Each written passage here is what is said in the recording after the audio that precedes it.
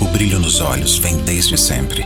Do momento em que a gente abre a porta da loja, até aquele momento especial que a gente abre a porta de um dos nossos carros, para o cliente entrar e viver uma experiência única, que define o sucesso da sua jornada. Há 20 anos nós abrimos portas para a realização de sonhos, para a certeza de bons negócios e principalmente para o futuro. Sempre como se fosse o primeiro dia. Eurobike. Guiados por emoção.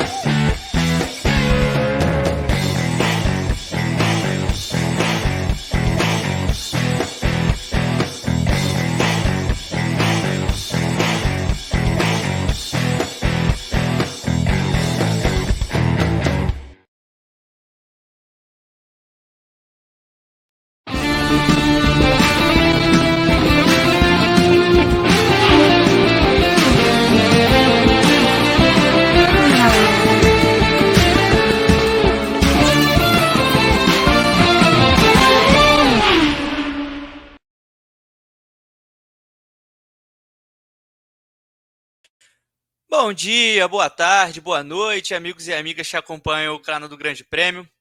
Eu sou JP Nascimento, estou aqui mais uma semana para apresentar o Paddock Sprint para vocês, nossa versão Pocket do nosso Paddock GP, tradicionalmente transmitido às segundas-feiras, que traz tudo aquilo que há de mais recente, mais quente no universo do esporte a motor. Hoje a gente vai falar bastante sobre Fórmula 1, temos uma rodada dupla, né, da Fórmula 1 prestes a vir a partir desse fim de semana com o GP da Hungria, que aí vai emendar no GP da Bélgica em Spa-Francorchamps no fim de semana seguinte, antes da tradicional férias, né, das tradicionais férias de meio de ano da categoria, antes da chegada da segunda parte e derradeira parte do campeonato.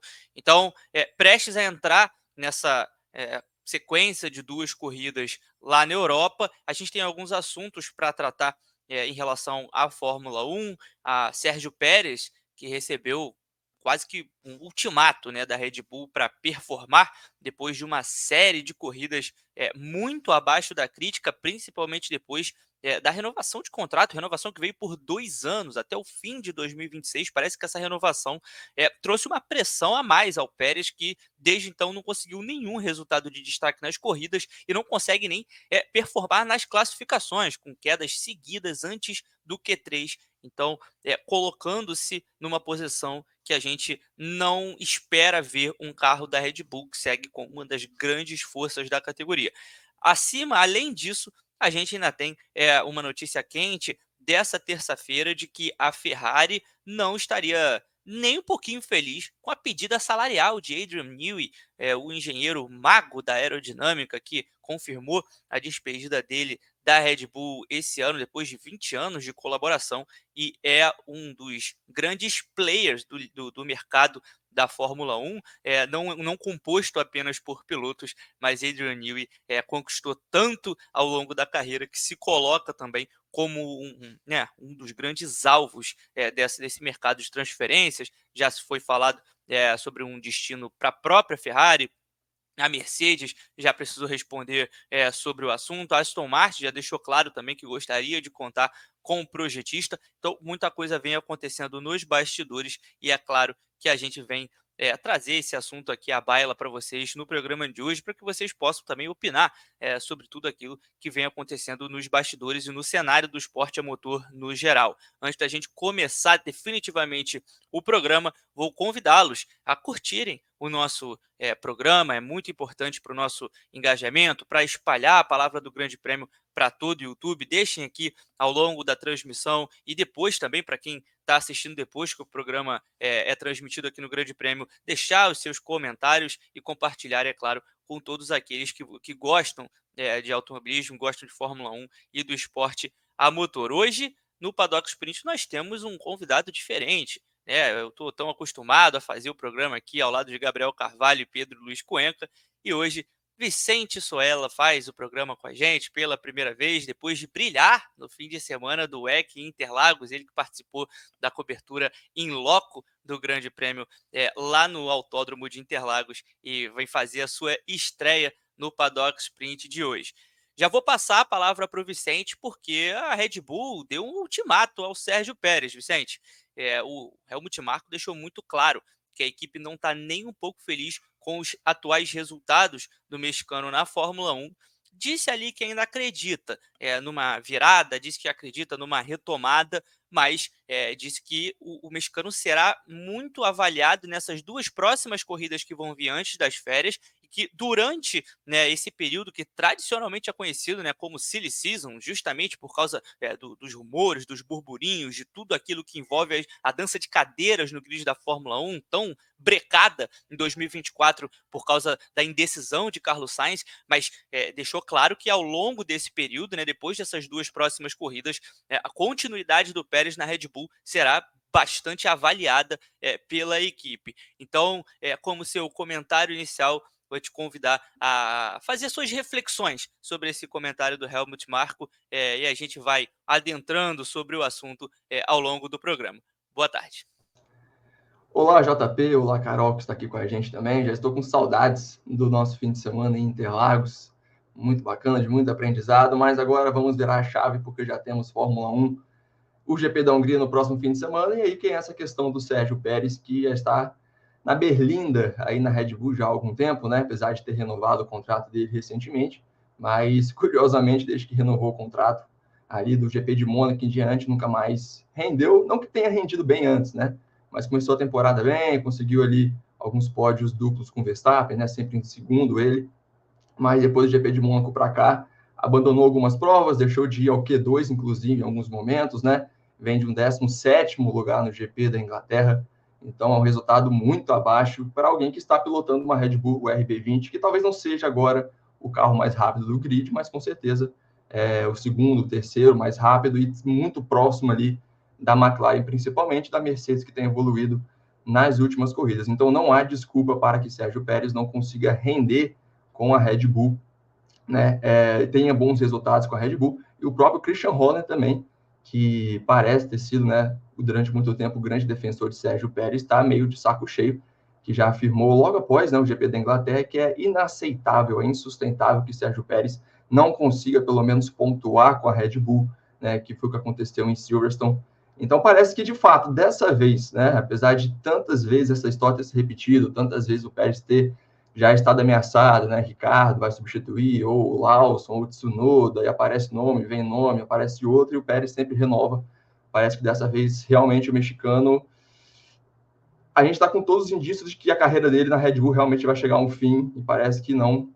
E não volta, ao meu ver, das férias de verão da Red Bull, pelas declarações de Helmut Marko, que já tem, nas últimas semanas, botado essa pressão em cima de Pérez, e também tem exaltado um pouco os juniores da Red Bull, Tem falado muito sobre o Lawson, que quer botar ele na RB, que é uma equipe júnior, já falou também sobre o Isaac Adjar da Fórmula 2, até o Lindblad da Fórmula 3 já entrou na discussão. Então, Helmut Marko realmente está voltando essa visão aí para aproveitar os novos pilotos, e Pérez, se realmente não vingar, ele não vai conseguir manter essa vaga na Red Bull. E eu acho que não vai manter essa vaga mesmo se conseguir resultados bons na Hungria e na Bélgica.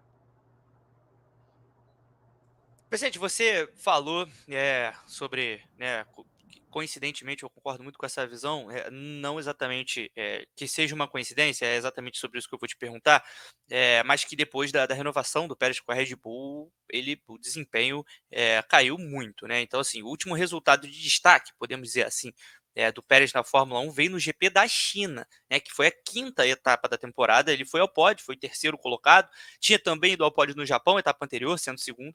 E aí de lá para cá, a gente viu uma convergência de forças na Fórmula 1 maior do que no início do campeonato. Então, em Miami, que foi a etapa seguinte à etapa de Xangai, o Norris vence com a McLaren, né? Na Emília-Romanha, o Verstappen vence, mas a gente vê uma grande aproximação do Norris na reta final. Em Mônaco, da Ferrari. No Canadá, a gente teve uma boa corrida com uma briga ali na frente, o Russell sendo pole, liderando, o Norris liderou e o Verstappen acabou vencendo no final.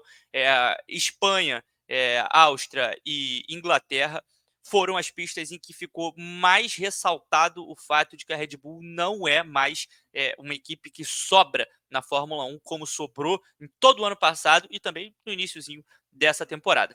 Então, da China para cá, o Pérez foi quarto em Miami. Eu estou ignorando aqui as corridas sprint, estou falando das corridas principais, onde você soma os grandes pontos. Ele foi quarto em Miami, oitavo na Emília-Romanha, abandonou Mônaco e Canadá, foi oitavo na Espanha, sétimo na Áustria e 17º na Inglaterra. Então, não são resultados esperados de alguém que anda no carro da Red Bull. E aí, vindo a minha pergunta.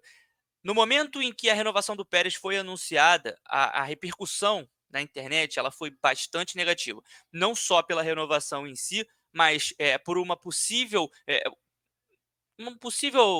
enfim, eu não gosto da palavra favorecimento, mas né, uma decisão que passou ali, ao meu ver, também pelo Verstappen, e principalmente uma renovação que veio por 2 anos. Então é uma renovação que vai até o fim do primeiro ano do novo regulamento da Fórmula 1, que é em 2026, com a entrada dos novos motores.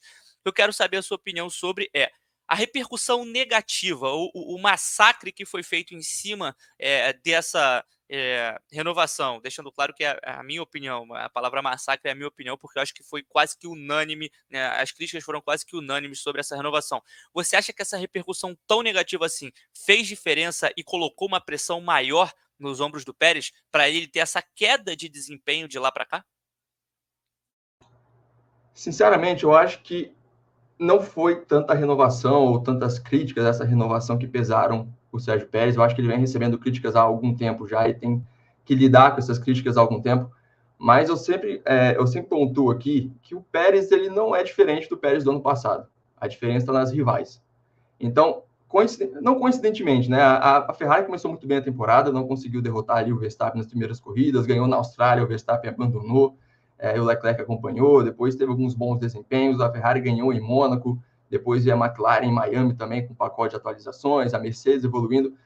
O Pérez ele continua o mesmo, antes da renovação, depois da renovação. A questão é que, como os adversários estão mais fortes, os pilotos estão com mais condições de brigar por algo a mais, então o verdadeiro potencial do Sérgio Pérez no momento, que ele é um bom piloto, tem um bom passado na Fórmula 1, mas o atual momento dele, o atual desempenho ruim, ficou mais em destaque, que não é o suficiente para derrotar mais essas equipes. Então, ano passado ele conseguia ficar ali, brigando ali em segundo, terceiro, venceu 2 corridas, porque não tinha outras equipes disputando, mas agora que tem, ele não consegue mais derrubar essas equipes, então é por isso que eu acho que, assim, é por isso que, né, eu acho que é o ponto final para ele. O Pérez não tem mais o que render na Red Bull, a Red Bull está dando chances em excesso para ele, muito menos Albon e Gasly perderam suas chances na equipe, foram demitidos, então o Pérez está ali, por uma decisão que eu também concordo com você, passa por Verstappen. A Red Bull, né, em meio a esses rumores de que Verstappen pode sair para Mercedes em 2026, né, 2025 isso não acontece, então pode sair em 2026 com o novo regulamento, há aquele rumor de que o motor Mercedes está bom, né, para 2026 em diante. Então a Red Bull, claro, que quer algum piloto ao lado de Max Verstappen que consiga somar pontos para a equipe ser campeã do Mundial de Construtores, mas que ao mesmo tempo não incomode Verstappen. Porque se ao mesmo tempo que você botar alguém que incomode Verstappen, vai incomodar o Verstappen, vai ser um fator que vai favorecer a saída dele. Então ele quer ser o líder, ele quer ser o melhor piloto, e claro que também tem uma palavra final, né, em quem corre ao seu lado. O contrato de Pérez é 2 anos com muitas aspas, né, a gente pode dizer, porque foi 1 ano mais 1 ano, depois foi revelado isso, e a gente sabe também que tem uma cláusula de desempenho, ou seja, a Red Bull renovou, mas renovou com 20 pés atrás com o Sérgio Pérez. Vão renovar com você, estão te dando mais uma chance, mais um voto de confiança. Mostre que você é capaz, porém, se você não mostrar que você é capaz, tchau. Vamos para a próxima, e o Helmut Marko tem mostrado isso, ventilando diversos nomes, né? Ventilando o Ricardo, ventilando o Tsunoda, ventilando o Lawson. Então, o próprio Marko está pressionando, e eu acredito que não vai mudar o Pérez logo antes das férias de verão, porque a próxima corrida final de semana agora, depois vem o GP da Bélgica também já emendando, não faz sentido para a Red Bull ter essa mudança repentina, mas as férias de verão pode ser um bom momento, e eu acredito que é possível, não sei se vai acontecer, mas eu acho que é muito possível acontecer, né, botar alguém no lugar do Sérgio Pérez. Então, sinceramente, o Sérgio Pérez, ao meu ver, não se sentiu mais pressionado com essas críticas negativas, ele simplesmente não tem mais o que entregar para a equipe. De bate-pronto, você acha que ele não volta das férias de verão na Red Bull? Eu acho que ele não volta. Eu acho que ele não volta das férias de verão da Red Bull.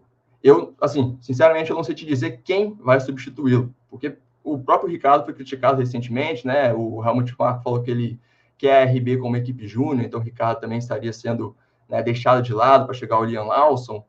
Então, eu não sei se eu conseguiria ver Ricardo ocupando essa vaga na Red Bull, mas ao mesmo tempo eu não sei se eu conseguiria ver o Liam Lawson chegando diretamente na Red Bull sem passar por uma RB antes. Eu não sei se a Red Bull daria uma chance para o Tsunoda subir, né, para a equipe principal, então não sei o que aconteceria. Sinceramente, eu não sei neste momento quem seria o substituto. Eu não acho que Helmut Marko, que vem elogiando muito o Isaac Adjar, vá subir ele assim de repente, não vai acontecer isso. Então, as opções que a gente tem hoje dentro da família Red Bull é Ricardo, Lawson, Tsunoda, e eu não sei qual decisão eles vão tomar. Mas, ao meu ver, se Helmut Marko e Red Bull, do jeito que eles são, assim, explosivos, decidir do nada, eu acho que o Sérgio Pérez não volta às férias de verão. É engraçado, né? Você até usou agora o termo explosivo, que eu concordo bastante. A Red Bull vem se notabilizando ao longo dos anos por ser uma equipe de pavio muito curto, né? Uma equipe bem impaciente. O Albon sentiu isso na pele, Gasly sentiu isso na pele. Não são os únicos exemplos, outros pilotos passaram por isso no passado também. Voltando até lá para trás da Fórmula 1, Jean-Eric Vergne, Sebastian Buemi. E a situação com o Pérez ela é bem diferente, né? O Pérez vem sendo criticado já há algum tempo. No ano passado fez uma temporada bem ruim, ao meu ver. 2024 pior ainda, e eu concordo muito com o que você diz. Acho que é o mesmo Pérez com muito mais competitividade vinda de outras equipes. Então acho que é exatamente isso que faz com que ele não consiga mais dar aquele passo à frente.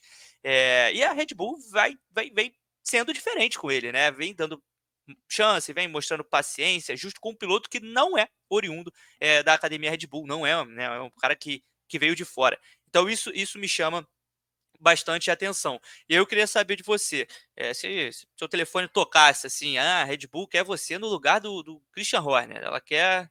E aí você tem carta branca para definir quem vai ser o companheiro do Verstappen. Quem você escolheria?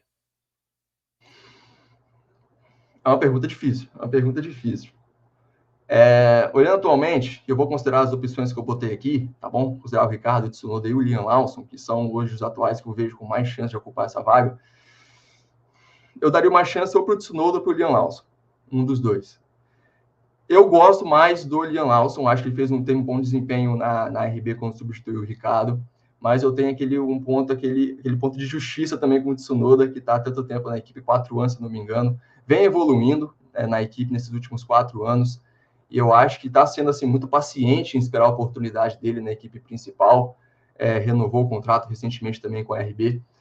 Então, eu acho que, seguindo esse senso de justiça e não preferência de piloto, assim, eu botaria o Tsunoda nesse finalzinho de ano, para ver como ele sairia na Red Bull, na equipe principal, subiria o Lawson para a RB e avaliaria o desempenho dos dois aí até o final de 2024, e aí, entre essa troca, né, para o ano que vem, talvez se fosse necessário mudar também essa escalação, mas provisoriamente essa seria a minha escolha. Nada de Carlos Sainz, então. Eu não sei se a Red Bull, assim, eu sendo o Christian Horner, optando por Carlos Sainz, vem que ele está livre no mercado, eu seria uma boa opção para ele. Só que, considerando que o Helmut Marko já disse que é alguém da família Red Bull, então por isso que eu não considerei o Carlos Sainz. Mas, se ele tivesse essas opções, seria uma baita opção. No entanto, também não agradaria o Verstappen, porque o Carlos Sainz não aceitaria ser um segundo piloto. Então, já entra uma outra questão que a gente comentou aqui antes, que não sei, né? Assim, não sei não, tenho certeza que não do querer da Red Bull querer agora, né? desagradar o Verstappen nesse momento que ele está ameaçando sair da equipe. Então, se tivesse essa opção, Carlos Sainz. Mas aqui não tem essa opção, então opto, né, pelo Tsunoda e o Liam Lawson na equipe B. Eu acho engraçado que a própria Red Bull, o nosso querido Gabriel Curti fez até esse comentário no Paddock GP de ontem, mas acho engraçado que a própria Red Bull tomou a decisão de se fechar para o mercado. E é isso eu acho uma coisa muito interessante, porque nesse momento há material humano para colocar ali. Então, assim, o Carlos Sainz está ali. Concordo com o que você disse. Acho que o Verstappen não seria do agrado do Verstappen esse cenário.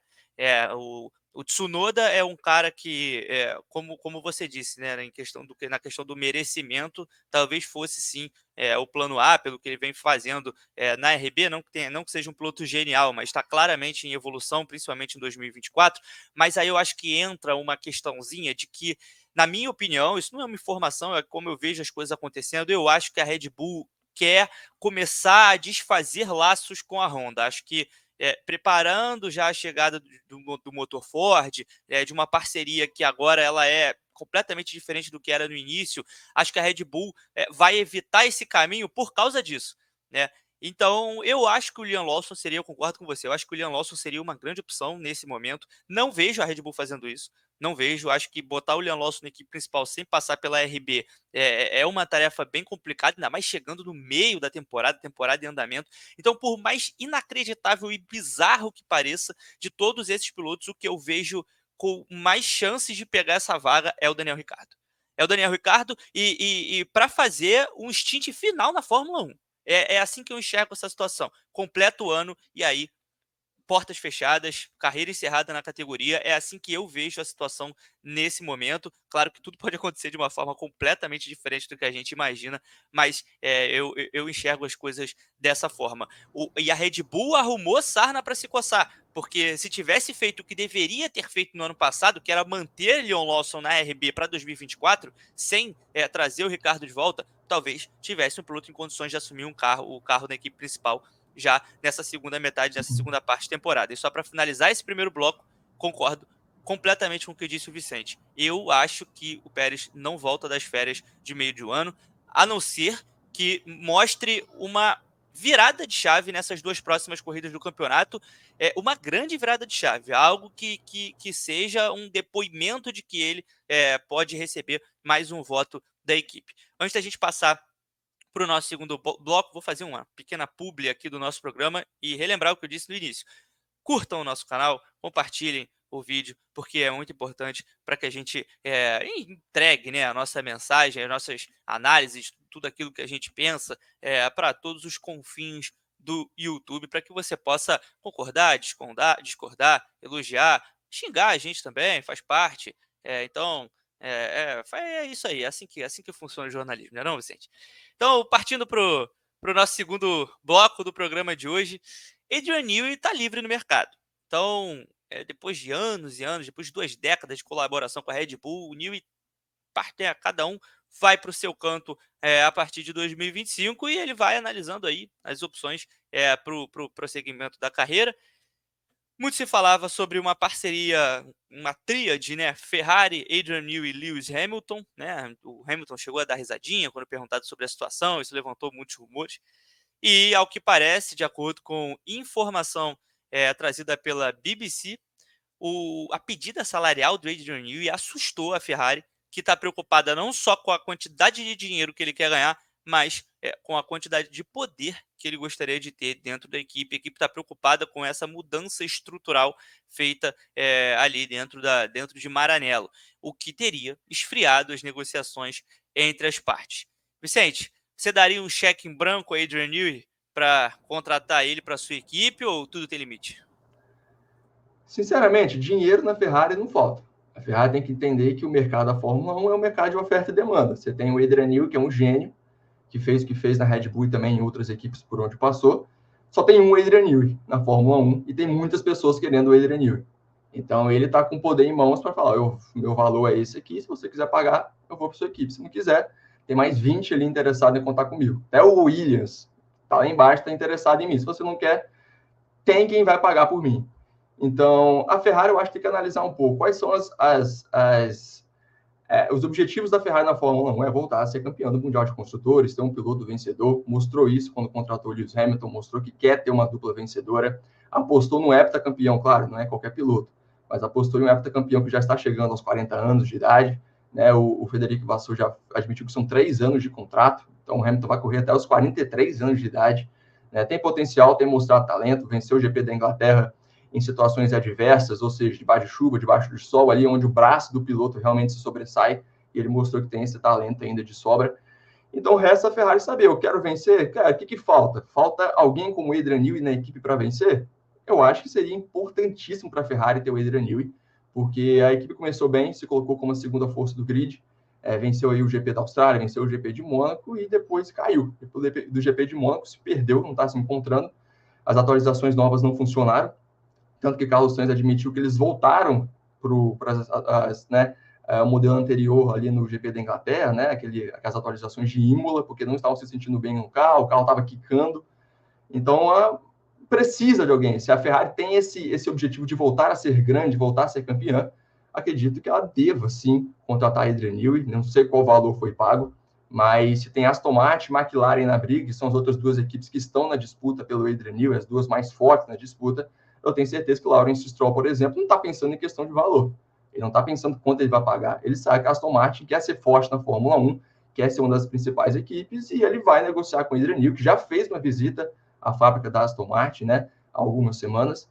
Então, a Ferrari também, com a equipe que é, o poder que tem, e não só, né, a questão de querer voltar a vencer, mas também o poder que a Ferrari ganharia com uma figura como o Adrian Newey, né? Um poder mercadológico, novas pessoas chegando, torcendo para a Ferrari, querendo ver aquilo. Então, há muitos pontos a serem considerados para a Ferrari, muitas vantagens para a equipe, caso ela contrate o Adrian Newey, e eu acho que, né, novamente, não sei qual foi esse valor, mas a Ferrari deveria, sim, considerar e contratar o Adrian Newey para ser uma força, vai ser a grande força a partir do novo regulamento em 2026. Das 4 equipes que a gente citou como interessadas no Adrian Newey, Ferrari, Williams, McLaren e Aston Martin, 3 delas têm sede na Inglaterra, né? Aston Martin em Silverstone, a Williams em Grove e a McLaren em Woking.